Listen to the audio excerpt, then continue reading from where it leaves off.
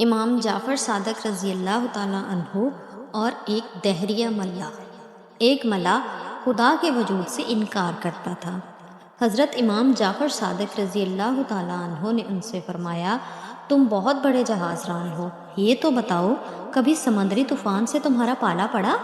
وہ بولا، ہاں، ایک بار میں سمندر کے سخت طوفان میں پھنس گیا تھا، جہاز غرق ہو گیا، سب لوگ مارے گئے۔ امام صاحب نے پوچھا، تم کیسے بچ گئے؟ وہ بولا، میرے ہاتھ جہاز کا ایک تختہ آ گیا، میں اس کے سہارے تیرتا ہوا ساحل کے قریب پہنچ گیا، مگر اب ساحل دور ہی تھا کہ وہ تختہ بھی ہاتھ سے چھوٹ گیا۔ پھر میں نے خود ہی کوشش شروع کر دی، ہاتھ پیر مار کر کسی نہ کسی طرح کنارے آ لگا۔ امام صاحب فرمانے لگے، لو اب سنو، جب تم جہاز پر سوار تھے تو تمہیں اپنے جہاز پر اعتماد تھا کہ یہ تمہیں پار لگا دے گا، مگر جب وہ ڈوب گیا تو پھر تمہارا بھروسہ اس تختے پر رہا جو اتفاقاً تمہارے ہاتھ لگا تھا۔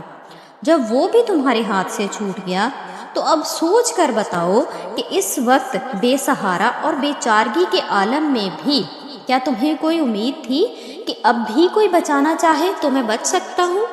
وہ بولا، امید تو تھی۔ حضرت امام صاحب نے فرمایا، وہ امید تھی کس سے کہ کون بچا سکتا ہے؟ اب وہ دہریہ خاموش ہو گیا۔ آپ نے فرمایا، خوب یاد رکھو، اس بے چارگی کے عالم میں تمہیں جس ذات سے امید تھی وہی اللہ ہے جس نے تمہیں بچایا۔ ملاح یہ سن کر قائل ہو گیا اور اسلام لے آیا۔ جی تو پیارے دوستو، ہمیں اس سے سبق یہ ملتا ہے کہ خدا ہے، یقیناً ہے۔